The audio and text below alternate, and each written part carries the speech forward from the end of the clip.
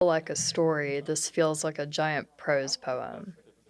So, Mackenzie, I wonder about your perspective on this. What makes something a prose poem versus what makes something a story? Because recently we've been writing flash fiction, which is shorter, and it kind of doesn't have to obey the rules of fiction in the way that a short story or a novel might. So for you, and this is kind of a nebulous question, but is there a dividing line for you? And if so, what is that line? I think that this has been a very hot topic in the current creative writing world. A lot of writers have been blending genres, and to give a short answer to your question, I think the line is incredibly blurred. I don't think that there is necessarily one factor that would divide between a prose poem or a story that's lyrical. I think that ultimately these pieces of writing are what you, as the writer, choose. They're under your direction and they present how you want them to present. But I think that obviously there are key elements, key techniques, and formatting items that help to cultivate these writing pieces into specific genres. But yeah, while with all of that said, the line is incredibly blurred. I think I definitely agree with that. I think my overall stance with this is, I would say, an excerpt from fiction that's more lyrical by itself could be seen as a prose poem, but what would make it fiction would be the container that it rests within. But I do think that once you get to the line level, the paragraph level, sometimes you really can't tell a difference between fiction and poetry. And it kind of just depends on the larger context of what that is. And one of the great things about this program here at Virginia Tech is that we get to see that there really are more similarities than differences. Absolutely. I think perspective is everything. Zooming in or zooming out will create a totally different piece sometimes. This has been Across Genres, where the goal of the segment is to get messy, blur the lines, and to complicate the notion of form.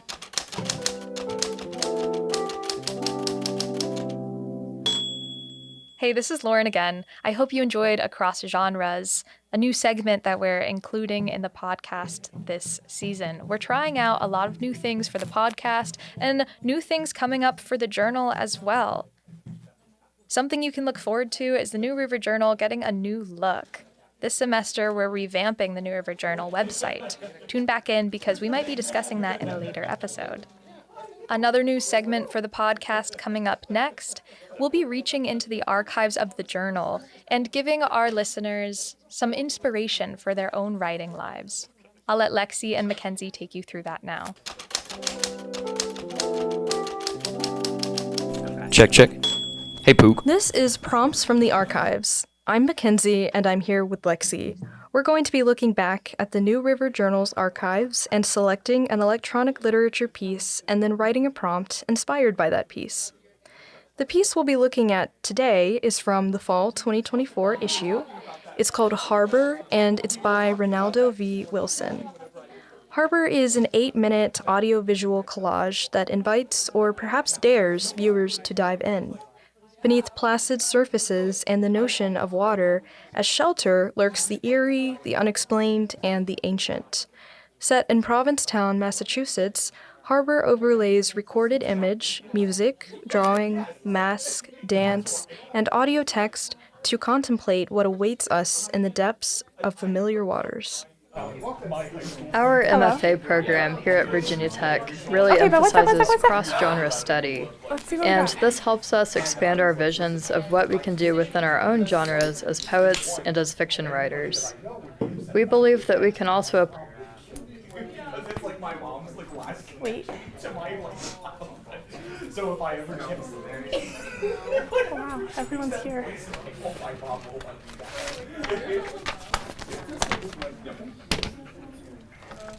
Yeah, I know. Absolutely, like, irrevocably devastated if I ever did that. So bad.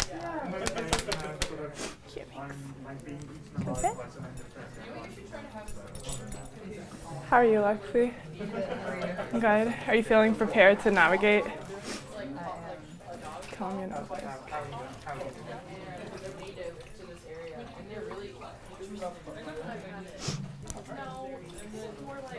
Jimmy. All right, good boy. Pop. Let me see pop. Let me see pop. All right, let's go over here. Can you come settle down? All the way. Settle. No, it's not that I don't. Good boy. But it's like, Yeah, I brought you pot. Did you see his pot? Oh, I didn't, but we won't show him because then he'll whine for it. So we'll show him after. I did not Yes, write we're all much good, I in form think. in Hi. general. I think a lot of us I turned young it off mute, but poets I don't hear anything. tend to write in free verse. It just feels more Hello? natural. It feels more.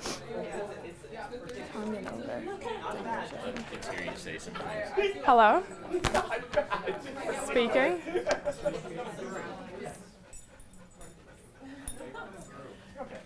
It's not muted. Hello, hello? I can enunciate. Oh, Roscoe, let's go. We're gonna settle down, and then we can say hi to all your friends. Let me see, Pa. But this is just like class. Come. Let's settle down. Sit. All the way. Stay. Okay, good boy.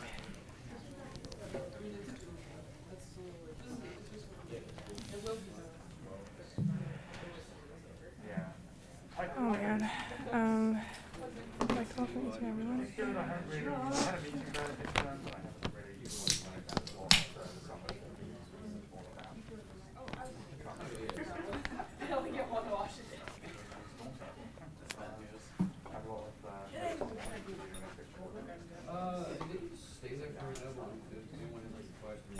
Hey, no. Here, come sit. That's it, come sit. Down all the way. Down all the way. All the way. Stay. Wait, when are we starting? Oh. Okay. I guess for the tech stuff. Okay, okay.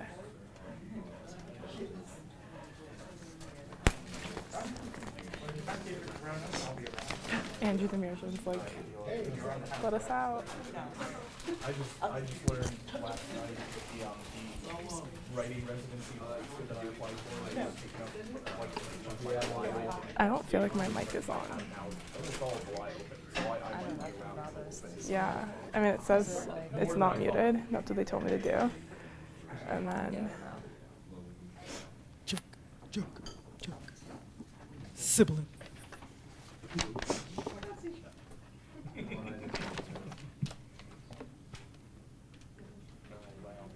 I feel uncomfortable already.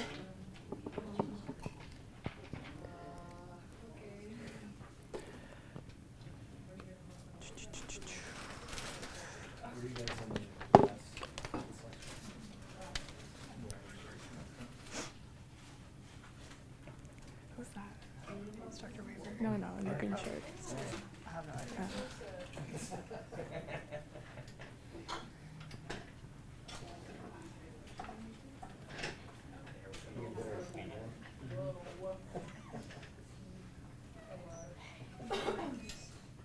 Wait, whose mic is on?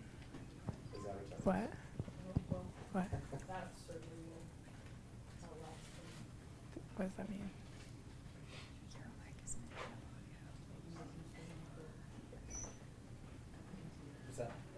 But I don't hear it.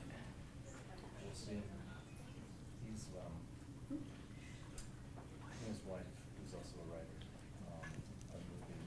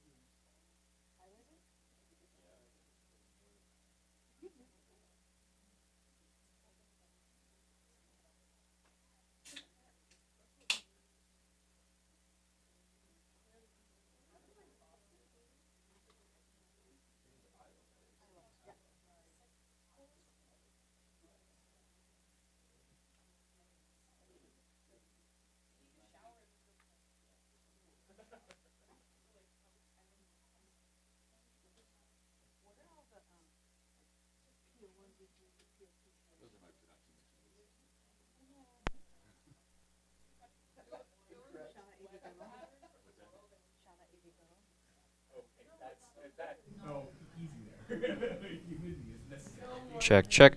Isla, you can go ahead and unmute. Okay.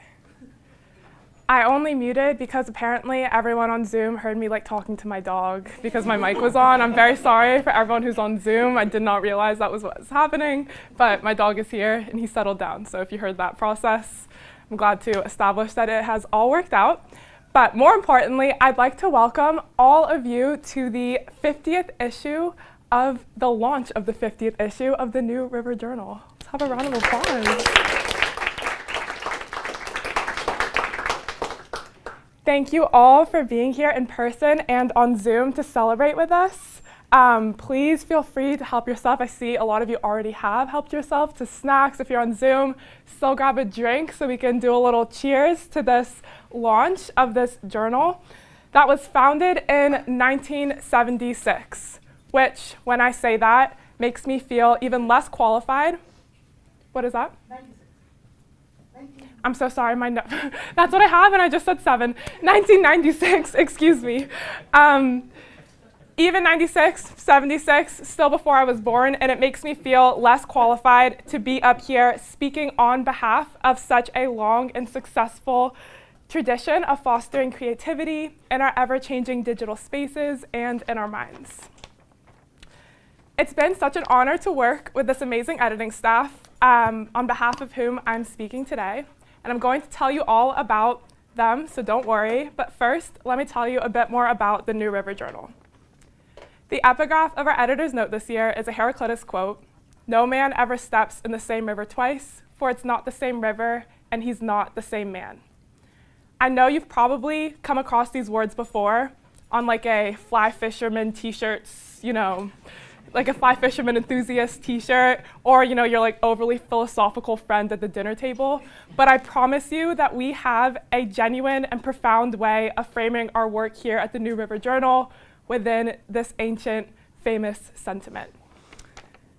Heraclitus helps us bridge the grounded but forward-looking mission of the New River Journal, the longest-running e-literature journal, to its physical namesake, the beautiful New River, nearly the oldest river there is on the entire planet, which every year nourishes the valley of these Appalachians, which are the oldest mountain range on the planet. And the words do something more, at least for me. They encapsulate what it's like to work on the staff of a literary journal that is associated with an MFA program. Our MFAs here have the requirement to work on this journal for 2 semesters during the degree. That means we enter and re-enter the space holding fresh perspectives each time and working alongside people with whom we collaborate in workshops and other creative spaces, but on a product to which we all have equal stakes. The result is river-like, always moving forward, and every moment finding itself coursing through different voices. With our 50th issue, we have also discovered new ways of channeling, of adapting to the larger ecosystem of digital publication. We found our footing in this world with experimental work that pushes digital boundaries. And we have decided with the 50th issue to open our journal to fiction and poetry, to find new intersections, new boundaries to push, and to honor the generic studies of our MFA editors. This year we bring you e-literature of place and politics, existentialist fiction, and poetry that moves through personal and ecological grief.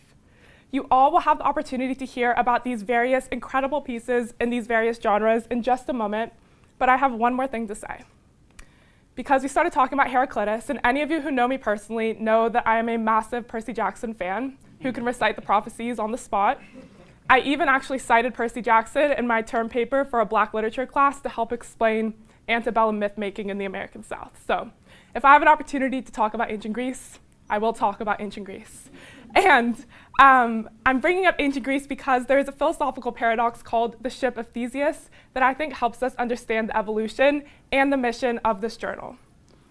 This paradox essentially asks, if you replace every part of a thing, like the Greek hero Theseus's boat, or a literary journal, is it still the same thing in the end? As far as the 50-year-long evolution of this journal, I would say that it most certainly is, and it is a stronger ship for it in this sea of creativity that we're so lucky to navigate day in and day out. I'm honored now to highlight all the parts and pieces and people behind this project, our little New River ship. New page. Okay. First, I would like to thank all of my fellow peer editors for their thoughtfulness, creativity, and true dedication to the New River Journal. The spring 2026 editing staff includes, you guys can give a little wave. I don't know if the Zoom, I think we can see, maybe not. But we have Mackenzie Anderson, Kaz Armstrong, Lauren Emo, Karan Kapoor, Lexi Cousins, Isaac Maxey, Maria Sarakis, Narain Oladeji, and Josh Ward. Our work this winter and spring would not have been possible without the contributions of our fall 2025 editors, including Dylan Ever, Piper Fitzgerald, Dana Munoz, Riley O'Mearns, Kirk O'Reilly, and William Shaw. On behalf of all my fellow peer editors, past and present, I'd like to extend a huge thank you to our editor-in-chief, Dr. Soam Patel, for shepherding this staff through a fun, fulfilling year and bringing another brilliant issue of the New River Journal to fruition.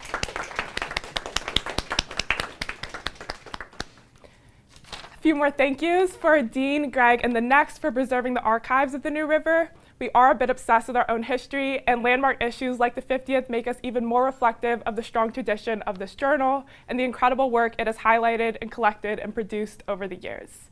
We truly believe in the creatively stimulating power of the archives. So thank you to Alex, our wonderful digital preservationist here at Tech, and Corinne, our publication expert. Thank you to Media Projects Manager Joe and his staff for all their help with recording and for housing our launch party here today. And last but certainly not least, I'd like to thank our founder, Mr. Ed Falco, without whose vision and commitment, none of this would be possible.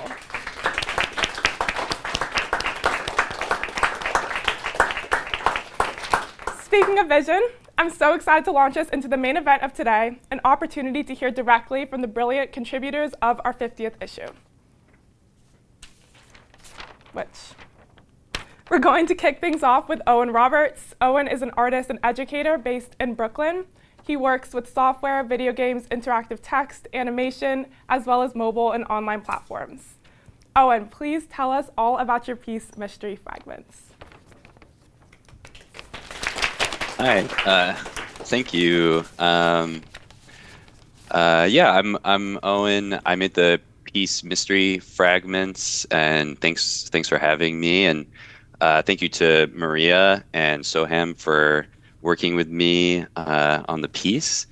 This is actually the second piece I've had in the New River. I published a piece called Garden in 2021, and sort of coincidentally, I presented that piece in an artist talk recently, and then was asked to exhibit it. So it's actually on exhibition right now at the Miami Beach Regional Library. So if anybody's going to Miami in the next few months, you could check that out. But yeah. So yeah, I'll just talk a little bit about the Mystery Fragments and kind of how it's not an AI piece, but it's sort of like incidentally, I think, comments on AI in a couple of ways. So I'll talk about that a little bit. But the original idea for the project I had in like 2022, and it was sort of just a joke about eschatology or apocalyptic thinking. It's sort of like doomsday cults, how they have, there's always like a date when the world is going to end, and then the date comes and the world doesn't end, so they have to push it to another date. And so I was thinking about that, and I had the idea to make this endlessly looping sort of cartoon. And I had an idea for the joke where there would always be sort of a different procedurally generated setup and then the same punchline. And that for that, I used a Gnostic text, the mystery of the apocalypse, and that just kind of fit the theme. But it didn't quite work. It wasn't exactly funny, so I kind of like left it alone for a couple of years and then came back to it. But yeah, it's kind of like in this apocalyptic setting, there's a cat and a dog, they're watching TV, and the original joke was like one of them tries to explain the TV show to the other, and it's just like procedurally generated nonsense, and the other's like, what are you talking about? And then it just repeats. So it didn't quite hit. And then at the same time, when I was thinking about it, the sort of LLMs sort of became started to be a big thing. And so that kind of made me start thinking about procedurally generated work a little bit differently. I think when I first got interested in procedurally generated work like 10 or 12 years ago, neural networks and machine learning and stuff like that existed. It was kind of part of a larger tool set. But now LLMs are just in scale and efficacy. There's so much they can do so much more, and they're sort of like just taking over our lives. And so, at the time I was thinking like, well, nobody's going to do procedurally generated work anymore when you can just like ping a chatbot and get a better version of what you're spending all this time crafting this algorithm to do. But then a couple of years later, I kind of was thinking about it again, and I think AI kind of came back into it because I think one of the effects of AI is, sort of more apocalyptic thinking, doomsday cult type stuff. So I was thinking about that again. And so I was thinking about this piece again and kind of leaning into the procedural generation aspect of it. So the original piece was just like a loop. And then the joke was kind of procedurally generated, but then I would, use the context-free grammar for like the whole conversation, and then also started to add variation to it. So it just kind of like deteriorates and makes less and less sense over time. And so I think that kind of became funny to me. When I look at the piece, I laugh, and that's sort of my main goal when it comes to a lot of my work. Even if I'm not sure if it's actually funny, I don't know, maybe people will let me know. But yeah, I think procedural generation is kind of like in a way with AI now, it's almost like it's almost like a political statement in a way. I don't want to go down that rabbit hole too much, but I think it's still cool to use, and it's sort of an aesthetic statement. It's almost like using like an old format, like Super 8 film or something like that in a way. I think like the weirdness of it makes it stand out, and especially now that AI is so smooth and so good at creating text. If you're using a algorithm like context-free grammar or Markov chain or old approaches to these things, you can kind of see that imprint of the algorithm in the piece.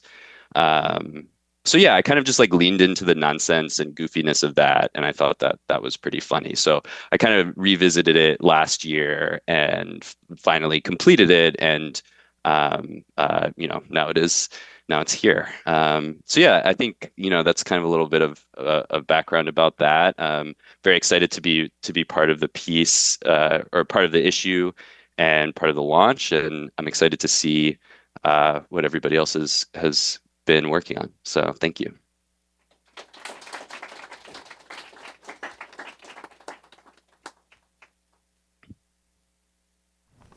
Thank you so much, Owen. We're now going to move things along to Sean Bugg, who is a poet from Virginia, who currently lives in the Midwest as an MFA candidate at Indiana University, Bloomington. Fascinated by liminal spaces, fields, and highway underpasses, he writes about the divine, desire, pop culture, and queerness. Sean, we're so excited to hear a poem and a bit more about your work as a whole. Hi, good morning, everybody. Hello from Bloomington, and I guess I'll just start by talking about the piece that I'm going to read today, which is called Assumption Method. This was probably one of the first pieces that I had written in a long time. It's been through many revisions. I'd spent many years not writing, and then when I started to finally get back into writing, I had a major life event where my family experienced a tragedy.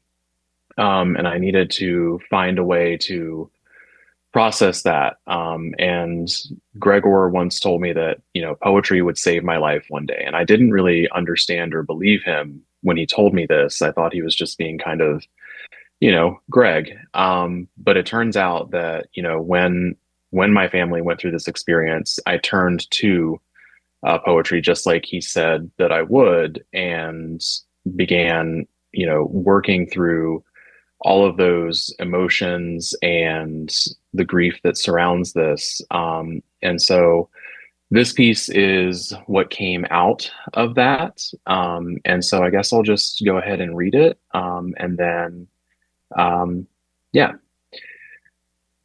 Assumption method. For my sister, born May 2000, died September 2017. Let's assume the body dies, and the soul is not much more than an advance of light undone in a moment. Now let's assume you went to sleep once your body hit the pavement.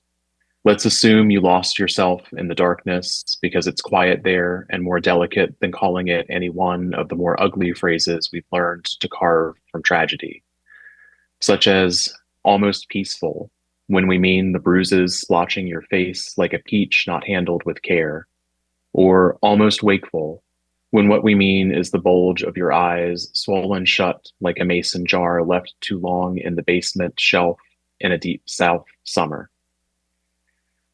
Let's assume we talk to the dead before we ever think of talking to God.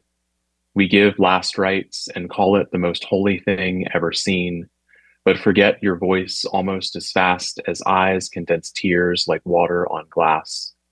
Let's call it broken in ways so foreign that silence maps the only extant topography of grief. And I don't know that I have too much more to say on that, other than, my interests, as talked about in my bio, include pop culture, the divine, and, just generally what it means to be a human. And I find that in this poem in particular, balancing sort of that narrative arc with the lyricism has been the most challenging. So it was really interesting to hear that podcast when I popped on this morning, talking about sort of that similar thing. So thank you for letting me read. I'm thrilled to be here.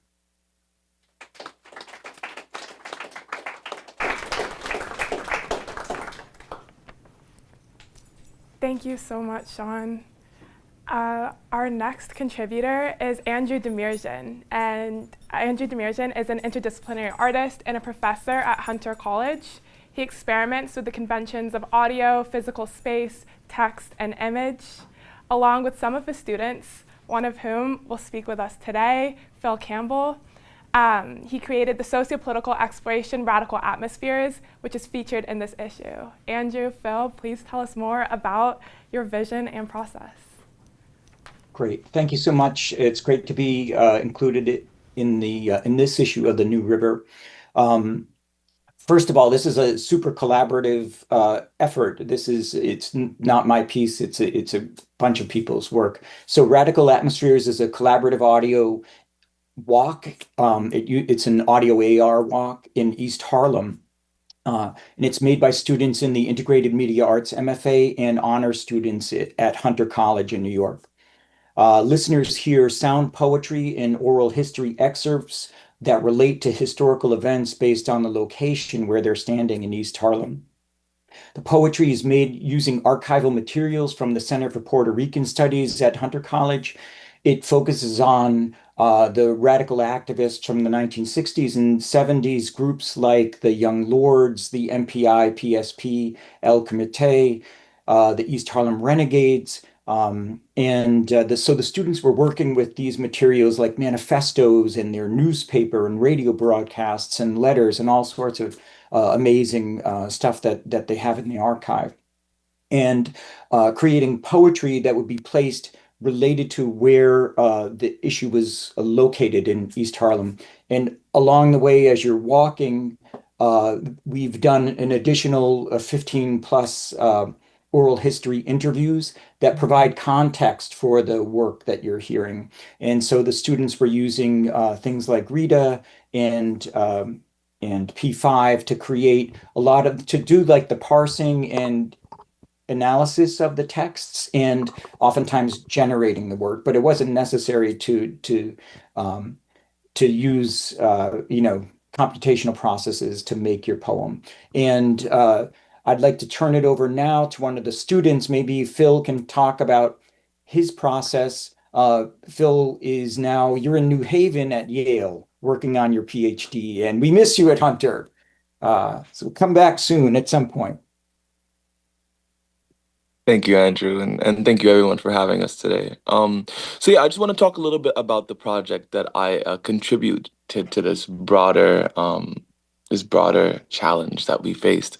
And my poetry project was a collection of audios by members of the Young Lords Party, um, in around the various sites that they occupied and held their demonstrations in Harlem in the late 60s and early 70s.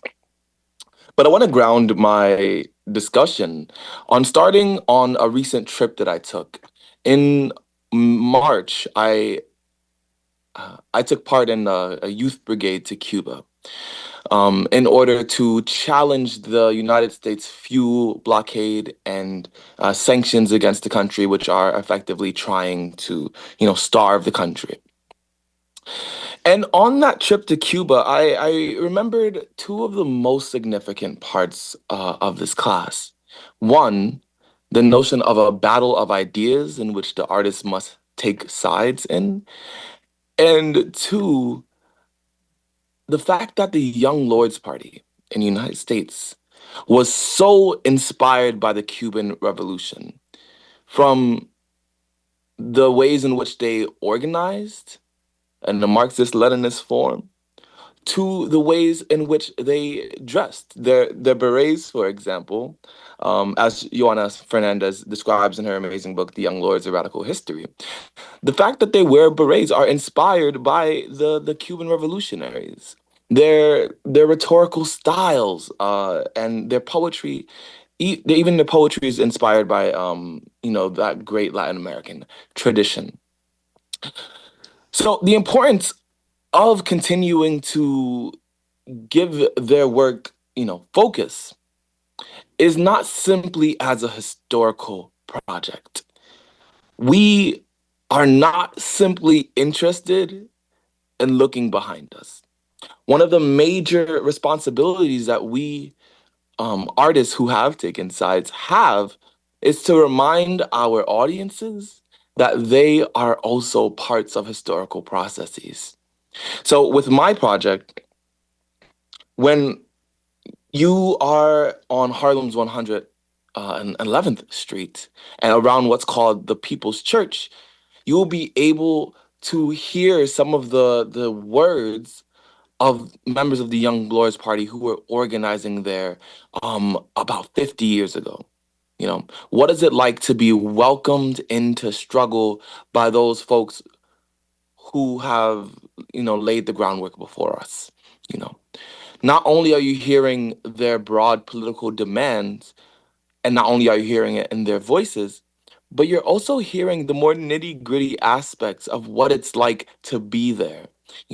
Street by street and block by block, you're able to experience those aspects of this revolutionary culture that are not, focused on in popular media too often, which is, again, why we appreciate, being honored, with participation today. One last thing I wanted to mention, my work and the work of everyone in this class is a major intervention, because when we look at these revolutionaries historically, what gets forgotten too often is their roles as culture workers, or as I said before, their roles in the battle of ideas. For example, when you look at the Young Lords Party and you look at their publication called Palante, you'll realize that there is so much poetry through these publications, which we realize in the archive. Same with the Black Panther Party and their publication, The Black Panther. It was more than a decade of poetry in there. And what we realize is there has not been a popular effort to make their art known and for in the form, at least, of a reader of Young Lords poetry, a reader of Black Panther poetry. And more our movements, come to consolidate the beautiful histories of art making and the beautiful histories of engaging in that battle of ideas, whether in New York and Harlem with the Young Lords, whether in Cuba, today standing against the American blockade. So again, thank you all for engaging with this work. I look forward to hearing your all's thoughts. Thank you.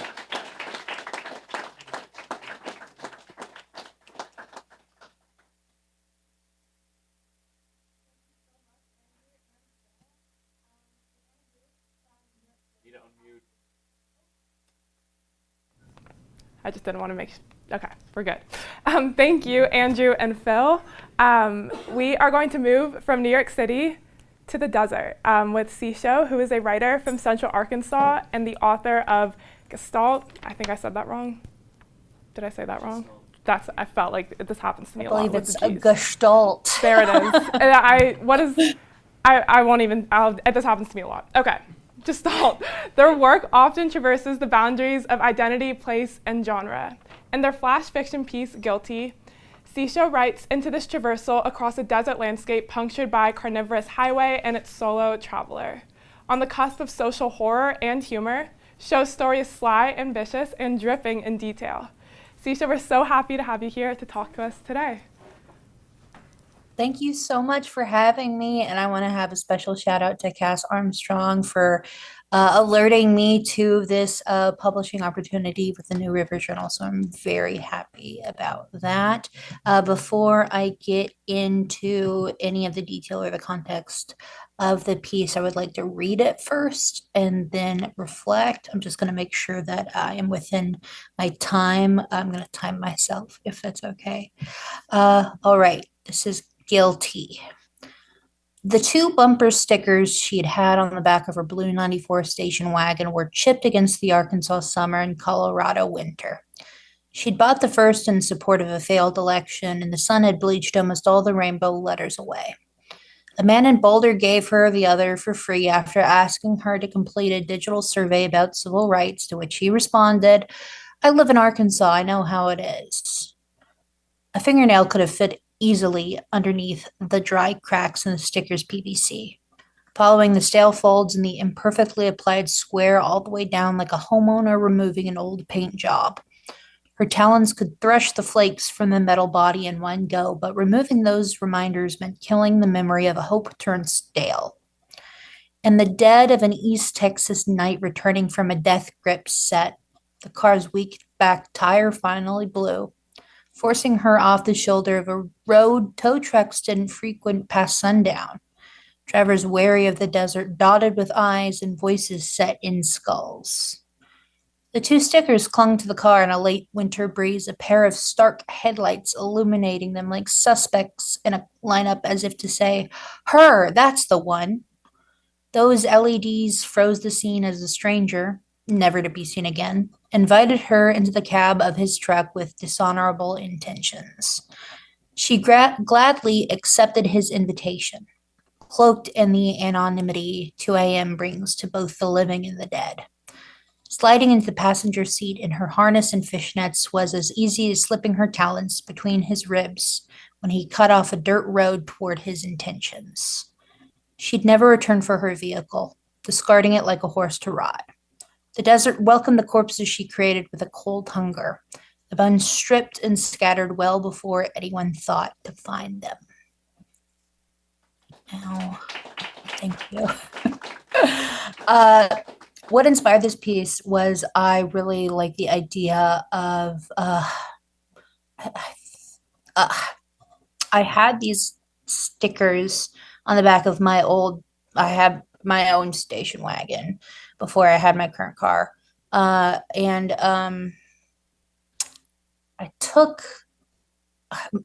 dad took the station wagon to one of his friends who was a Trump supporter, and he kind of vandalized one of the stickers, which, upset me. I didn't realize until much later. He had covered one of the stickers with tape and wrote like Ted Cruz or something over it. And so that just made me hyper aware of how people viewed the stickers on the back of my vehicle. And I feel like using that as sort of a shorthand for vulnerability, or the idea of, somebody's always watching you, the Panopticon. You are constantly being surveilled. And in this case, this is being surveilled by predators who wish to do you harm. The setting, of course, comes from traveling to Colorado from Arkansas by way of Texas. And one of the scariest parts of the United States I've ever driven in is in the dead of night in East Texas. So, yeah, I wanted to capture a sort of spooky vibe, but also comment on somebody who is supposed to, within the situation, be the prey, but they subvert that and instead take power in the situation. And I included death grips because I wanted that to. Does anybody here know death grips? Anybody listen to them? I thought that would set the scene for what the person would be wearing with the fishnets and the harness, and set a dark tone for it. So I love condensing stories into as short a form as conceivably possible. So I hope I did that in this piece. Thank you, everybody.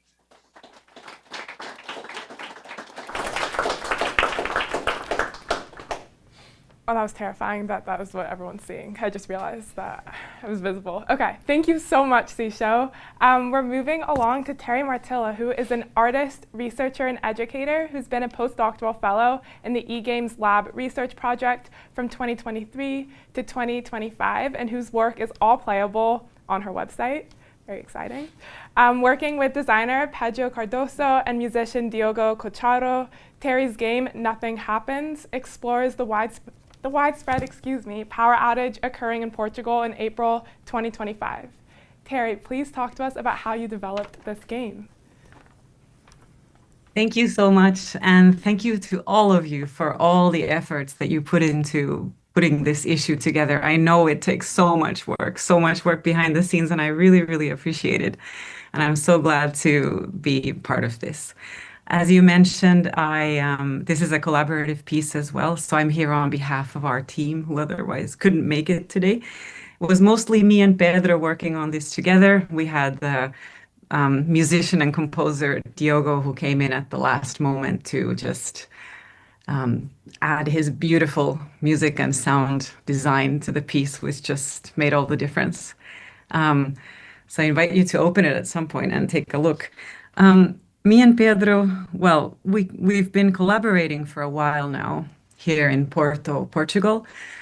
And we came across this concept that Jordan Magnuson has been speaking about called game poems. Jordan Magnuson launched Game Poems magazine, and we were really inspired by the idea of a game poem, this idea of like a very short game that is poetic. So in response to the call for the first issue of the Game Poems magazine, we decided to make something. And well, lo and behold, April 28th came around last year, so almost exactly a year ago. And basically, we were all working on our computers at about 11 o'clock in the morning when all of a sudden, just nothing worked anymore. I thought, what's going on, I tried to use my computer, tried to use my phone, nothing happens. And so at some point, everyone realized that there was this massive power outage, which actually ended up lasting until about 10 o'clock in the evening. So it was a pretty big deal, actually.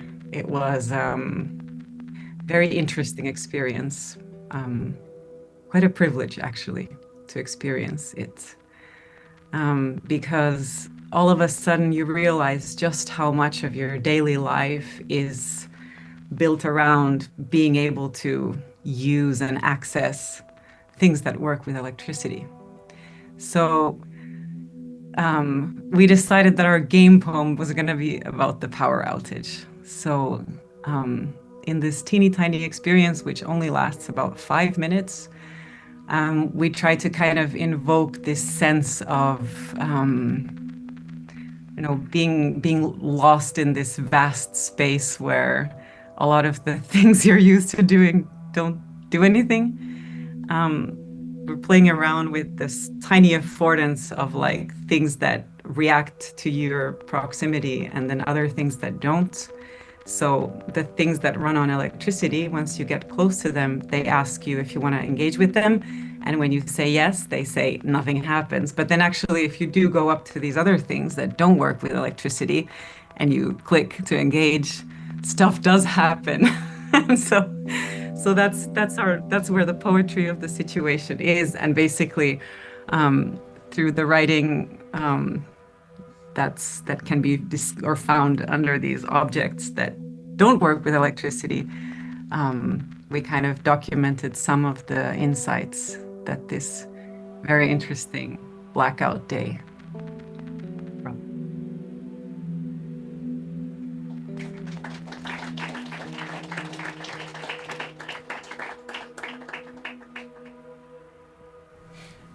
Thank you so much, Terry. That was the coolest experience for all of us who've been working with this game, to hear you talk while the game was being played. So cool. I'm now going to introduce two creators who engaged in a collaborative refraction, which is what we here at the New River Journal have dubbed a joint rendering of a poem as an e-literature piece. Abubakar Siddiq is a Nigerian writer and author of Leaked Footages, which won the 2023 Silverman First Book Prize for African Poets. His poem, Memory Demands Space, is the focal point of the very first collaborative refraction that is featured in this 50th issue, which was envisioned by Leo Flores. Professor Flores is the chair of the English department at Appalachian State University and president of the Latin American Electronic Literature Network. He describes himself as a cyborg digital writer with a thriving creative coding practice. Professor Flores, it's an honor to hear from you today. Thank you so much for this invitation. I want to, first of all, it's been such a pleasure working with Soham, Narain, and Abubakar in this collaboration. I really appreciated the invitation coming from what I consider the flagship journal of creative electronic literature publications. I mean, really, this is the New River. Congratulations on your 50th issue. Let me talk about the poem, and I will actually do a little screen share myself and do offer a bit of a reading of the poem. Let's go full screen here. And so let me talk a little bit about the process. I have it on pause right now. Let me hide these controls. All right. So when I was first approached, I read the poem, right? By Abubakar Siddiq. It is an absolutely lovely poem about a couple who have become somewhat estranged, not altogether estranged, but there is a distance between them. And in reading this poem, I was very moved. I think it is a beautiful poem, and I thought, how can I represent this poem in digital media spaces in a way that really focuses attention on the poem, that invites readings of the poem so that, audiences can better appreciate it. And so I started working on an adaptation and thus began a collaboration with Abubakar. We had several meetings in which we talked and workshopped the whole thing. I will disclose I use AI for the coding part of what I do. I also get my hands dirty with the code, but the sort of heavy lifting I leave to AI systems. So very much a cyborg kind of creative writing practice. Now, what we thought to do with the poem, one thing that you will notice when I play the poem and start reading from it is I'm a poetry professor, right? I love teaching poetry. I wanted to encode pause into the reading. Pauses in phrases that are, like not quite necessarily formal caesuras, but pauses within each line. So you'll notice there's a 1 second pause at the end of any given phrase. At the end of a line, there's a 2 second pause. And at the end of a stanza, there's a 3 second pause. So that was encoded into it. And just to kind of present a focused presentation of the poem. Now, in my conversations with Abu Bakr, we thought about how we could deepen now the visual digital presentation, how it could enhance the ideas of the poem. And so we decided to create an emphasis on the words you and I. And I will not talk much further about it. I will simply read the poem, and I'll let you all come to conclusions, to your own conclusions. But notice what happens with the final line. Here we go. Watching you pretend to listen to me, I know you've grown, tired of me, searching for traces of benevolence in my aches, to exorcise my heart of its dead desires. I wish you would whisper a word into my ears, maybe not as softly as moonlight would graze against a mirror, just enough to remind me of the potency of grace in my life. I know about the longing of your hands to open my eyes to parts of you, smoldered into me. You learn to witness the severance of my kinship to the worlds I've built inside my mind. What happens then to the things I cannot forget, to the things I cannot forget? Remembrance, you know, is my biggest curse. I've carried it my whole life like a birthmark. You, a memory inside my memories, begging me to find new ways to shift away from my past. I blame my overexposure to the soft light of your eyes, where for years I've sought exit doors out of my trails. I do not know how long I can survive your silence. Perhaps I should move away from this desk where I've kept an origami folded into the shape of your lips in your quest to cleave me from my inadequacies. You have awoken my obsession with the faces I used to know. There are no words to explain how every moment of my life is immortalized by your touch. I, too, wish my existence was as easy as throwing darts into the eye of the moon. I want nothing more than for us to spend evenings entwined on the kitchen floor. Your hand, the searchlight guiding my hand through the unsung turfs of your being. But look at us now. Look at us. You, I. Thank you.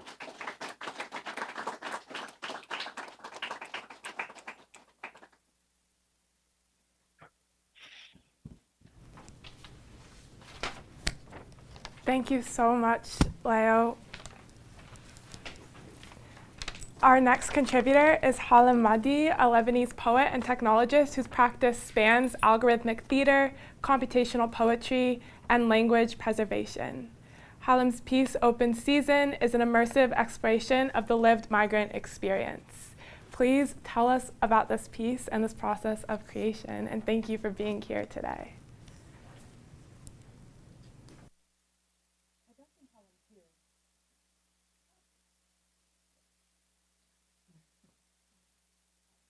Thank you for creating this beautiful piece that we will all get to experience on our own times.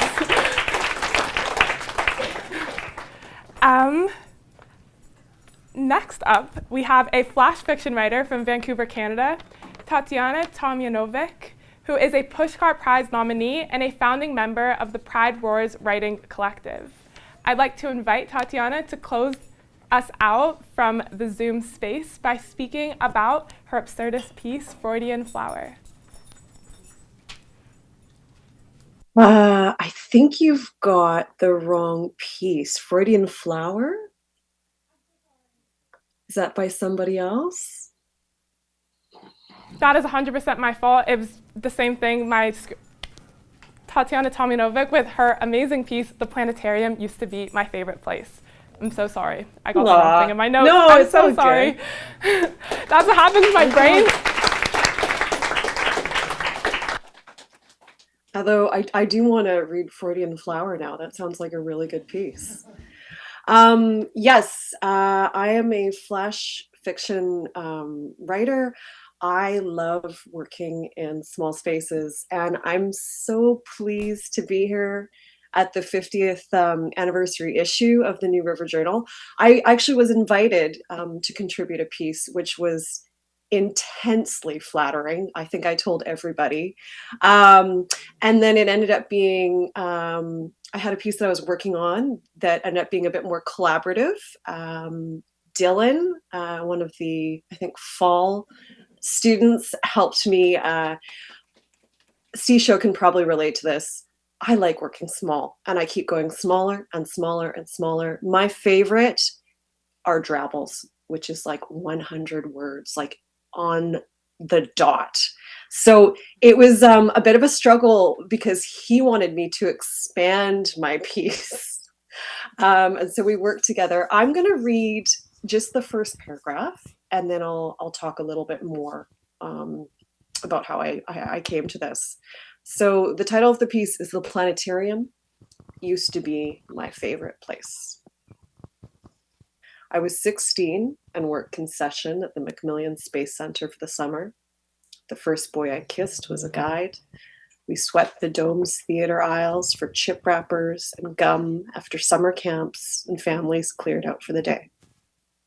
He brushed my hair back from my face and fondled my left breast under LED stars merged with clumps of dark matter to form the proto-Milky Way.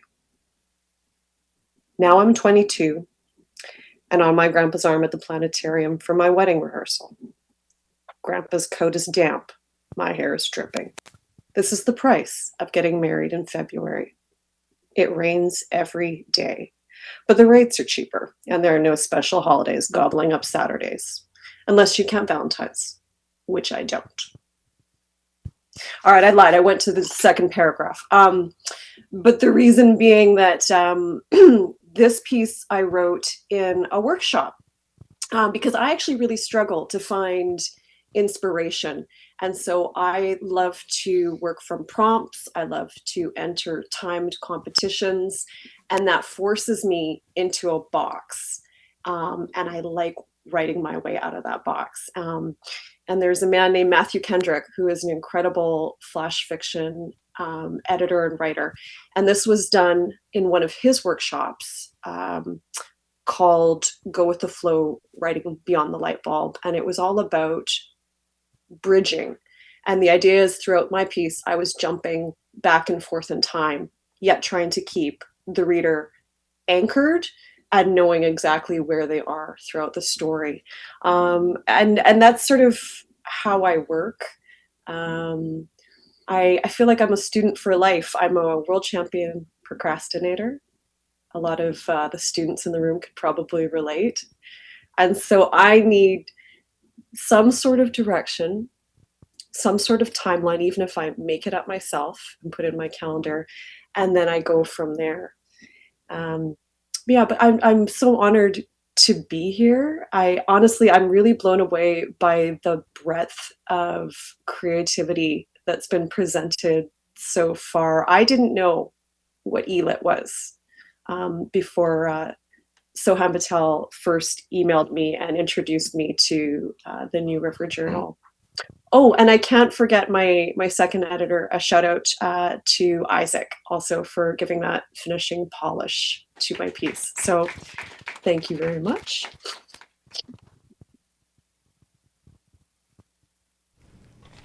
Thank you so much, Tatiana. I'm sorry again. I am, just as you designated, one of those world-class procrastinators. And I guess in the dead of night when I did this, I know exactly which piece you did and I wrote the wrong thing. And I'm so sorry, but thank you for telling us all about your piece. Our last contributor who will be speaking today is Oxtamba Carremo, a Madrid-born textual ludographist and Spanish language and literature specialist.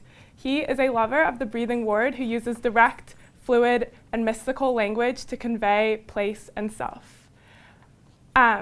Oksana, the language in your poetry is so arresting, and we are so excited to hear you read and so honored to have you here with us today.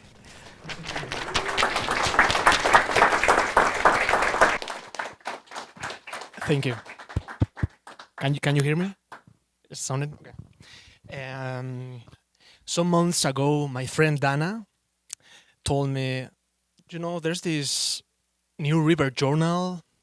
They are looking for poets to write poetry, right? And I was like, yes, I am a writer, but from Spain. I have barely written anything in English. And here I am. Universities are interesting places and very inspiring indeed. I arrived to Blacksburg and to United States in 2024 with Almo, my partner, who is doing here the PhD. I am emotional support.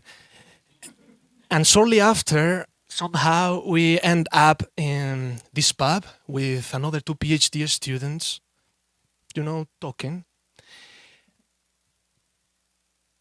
What are you doing? We asked.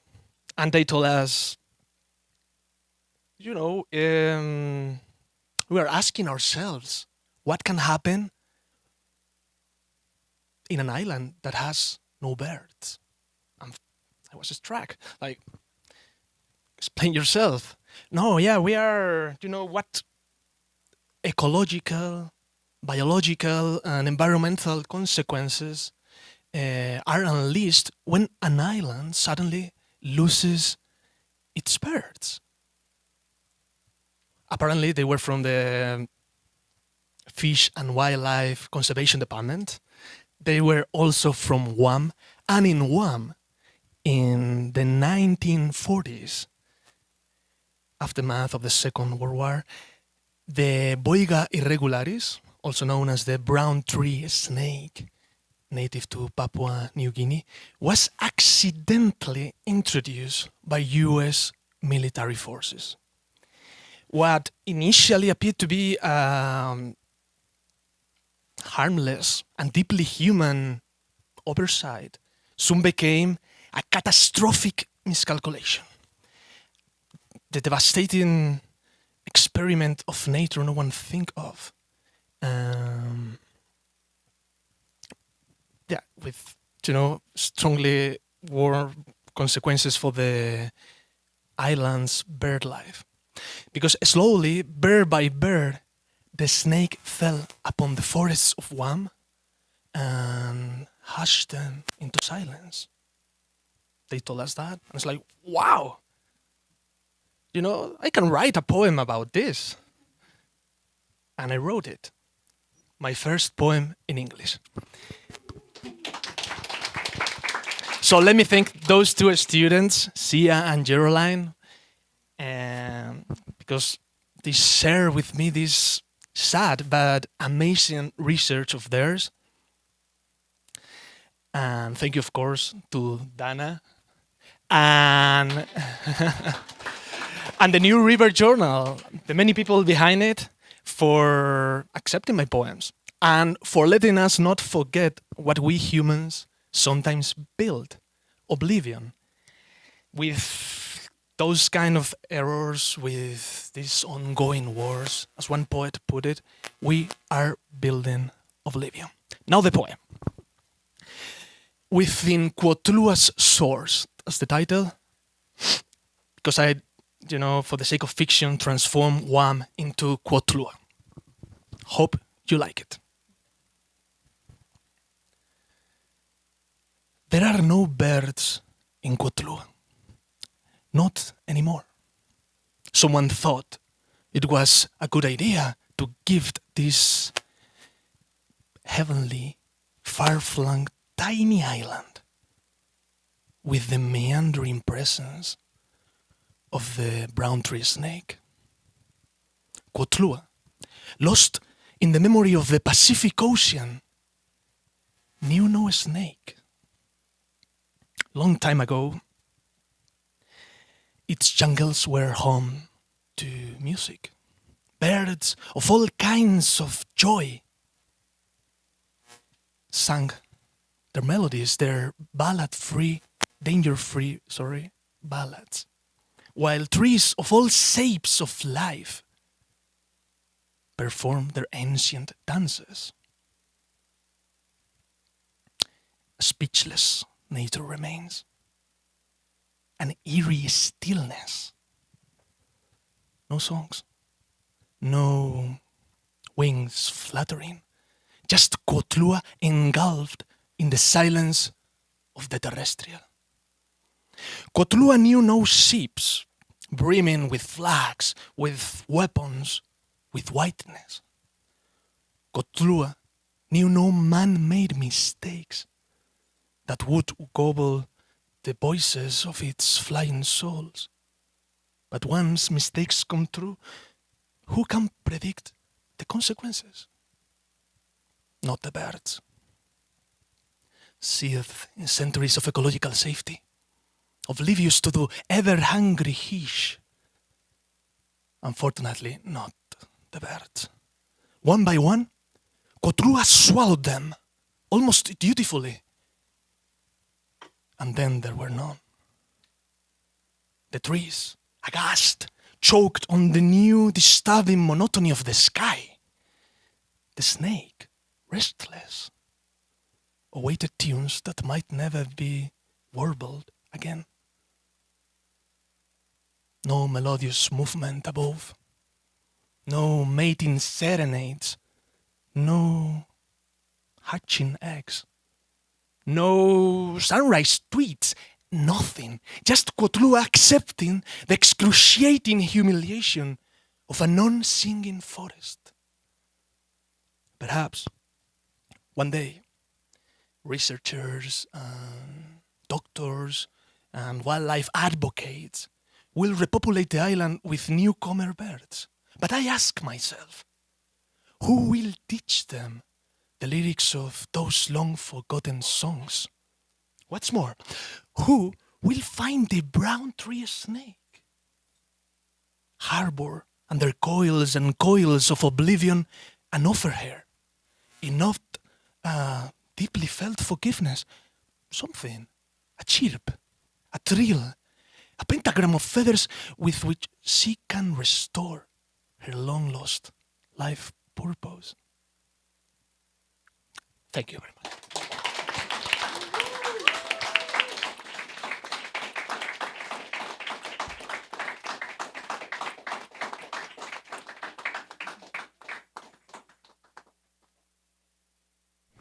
That was incredible. That makes me wish that we had all of our contributors here in person. That also makes me wish that you would give a public speaking class for me, because wow, I could benefit from it. That was incredible. Thank you so much, Xtamba. As you all have heard and borne witness to, we have assembled a truly remarkable collection of work and creators for our 50th issue in 2026. We have even more. Let's do a huge round of applause. That's right. A huge round of applause.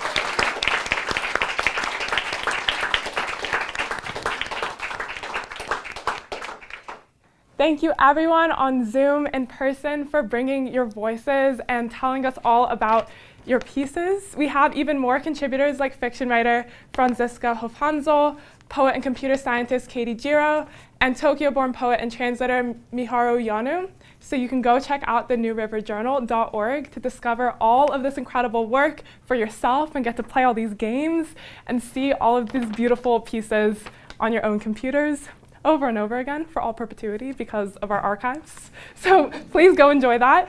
I'd like to give a quick shout out before we move into our mingling part of the event to Josh for handling our Instagram. Give us a follow. And I'd also like to invite Lauren up here really quick to speak about our podcast. Lauren.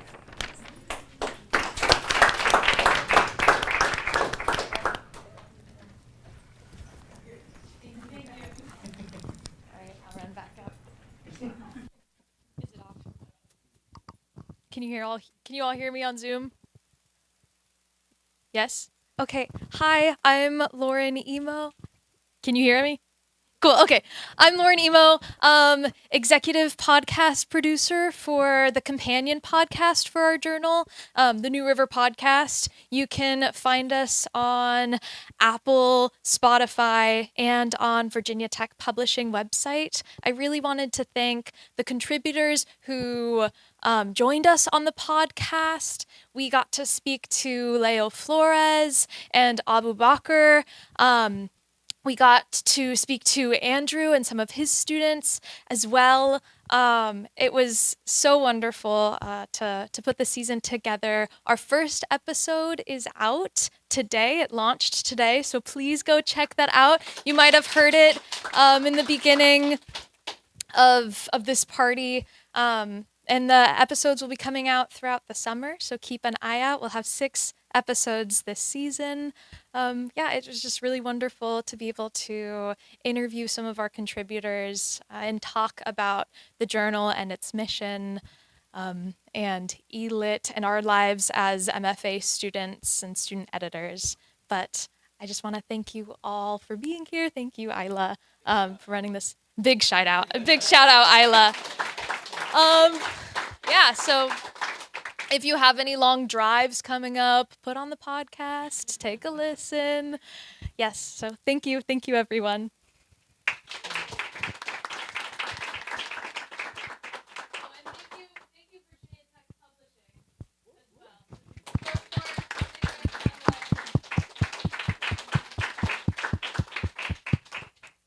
In that spirit, we'll just close out these remarks with another round of thank yous. I know we're doing thank yous. We'll just keep the energy going. But thank you again, everybody who has had a part in making today happen, from contributors to Dr. Patel, to Mr. Ed Falco, to all of us here who've been working. This has been such an honor to be part of, and enjoy, get some food, talk, pull an editor aside and grill them with questions, and keep in mind that we are open for submissions in the fall of 2026. All right, thank you, everyone.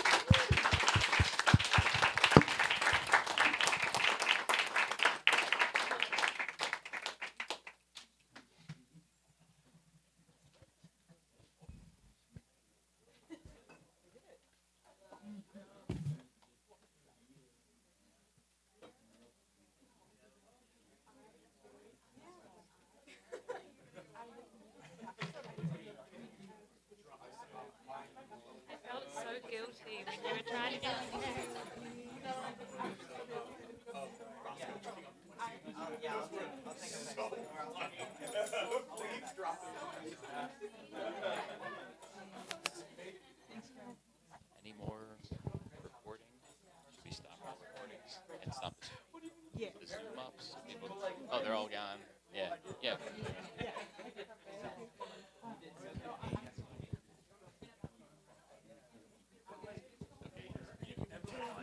Hi, Golden Boy. Hello. You were looking around. Oh, of course. Oh, no, here. There you go.